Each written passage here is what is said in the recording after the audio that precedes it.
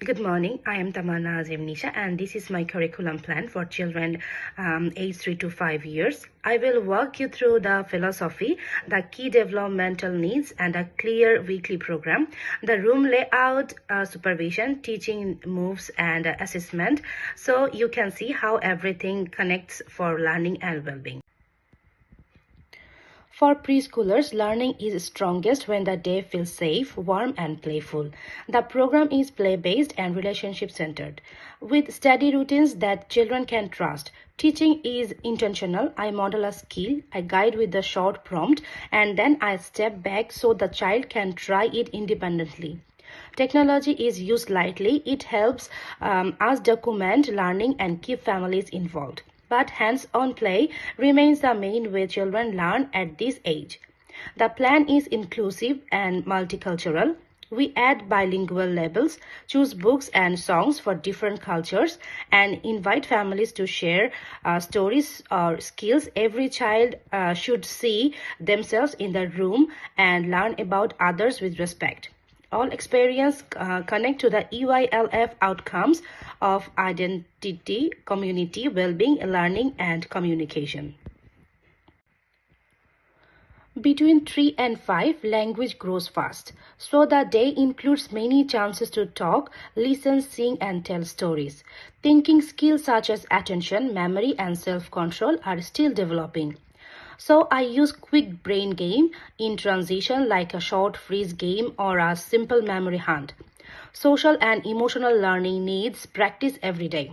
I coach turn-taking, help children like filling words and use short problem-solving steps when conflicts appear in play. Physical development needs fine motor tasks like threading, cutting, and pouring, and daily outdoor time for balance and strength. Each of these areas links back to the EYLF outcome so family can see how play become progress. Each day follows the same clear rhythm. First plan, then do, then review. During plan, children choose where to start and say what they want to try. This gives them motivation and sense of ownership. During do, they work in learning centers with clear invitations. During review, they share something that worked, something that was tricky, and one idea for tomorrow. This routine builds reflection and independence. The timetable is balanced across the whole day. There is time indoor and time for outdoors. There are quiet moments and active times. There are individual choice and small group work. Morning centers cover key areas. Sound hunt builds every reading sounds and careful listening. Block city develops specially thinking, problem solving, and teamwork. Nature table builds classifying, describing, and simple science talk. Dramatic shop supports role play, communication, and every maths like counting and matching. Snack is self-serve, so children's practice hygiene and independence. Small group literacy and maths move from doing to pictures to words to so ideas make sense and stick. Each blocks on the slide is tagged to an EYLF outcome so the purpose is visible. Across the week, there is planned variety, so motivation stays high and coverage stays strong. Monday leaves language with sound, games, and puppetry tale. Tuesday brings family recipe cooking, so children measure, sequence, and learn new words from real life. Wednesday explores float or sync with a simple record of results. Thursday depends number and print with counting collection and share writing. Friday close with music and movement maths and a class picture graph that shows what the group noticed during the week. Short brain games appear inside transitions every day. Overall, the weekly plan is clear developmentally, right for 3 to 5 and linked to EYLF outcomes in a way that families can understand at a glance.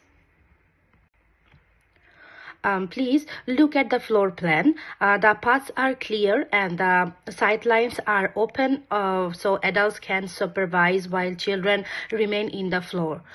Zones are labeled for purpose. The literacy nook holds book, puppets, and a small writing tray. STEAM and blocks supports building and design with loose part and unit blocks. Creative arts and atelier invite drawing, painting, clay, and light and shadow play. Dramatic play and home corner support role play.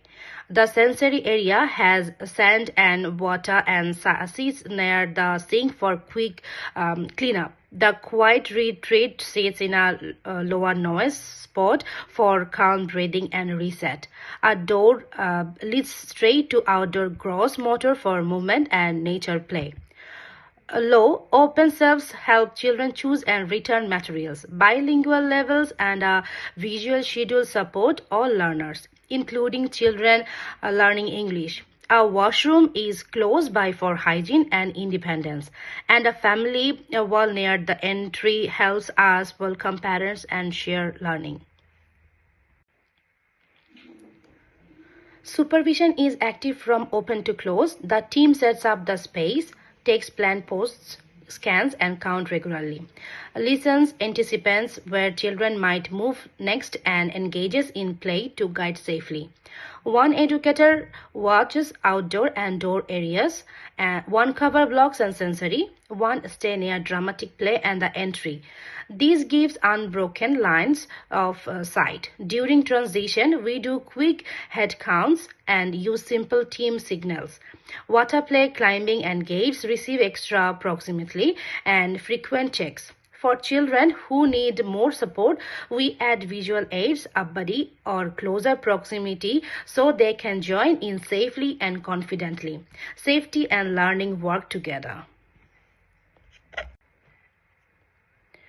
Teaching stays purposeful and fun. I model a skill, ask one guiding question, and then fade support so the child can take over. To build confidence, I use a simple sequence. Teacher model, peer demonstration, then teach a friend. In literacy and maths, learning moves from action to pictures to words. Play stays language rich through parallel talk, new vocabulary in context, and story retell with props. A multicultural lens runs through the plan. Bilingual levels, diverse books and songs, and family contributes help every child feel valued and included. Technology is used briefly to capture a child's idea or to share a quick update with families, while the main learning remains hands-on. Assessment is for learning. During centers, I write short anecdotal notes and link them to the EYLF outcomes so I can see patterns over time. I create learning stories with a photo, a child codes, a short interpretation, and one next step. I collect checklists and work samples such as sound, source, and early writing to track growth. At the end of the week, the team does a short review, then adjust next week's invitations and small groups. Families receive brief strength-based updates so home and center can pull in the same direction. To finish, this plan gives a warm play-lead week. A room that invites learning, active supervision, simple but strong teaching moves, and assessment that always points to the next step.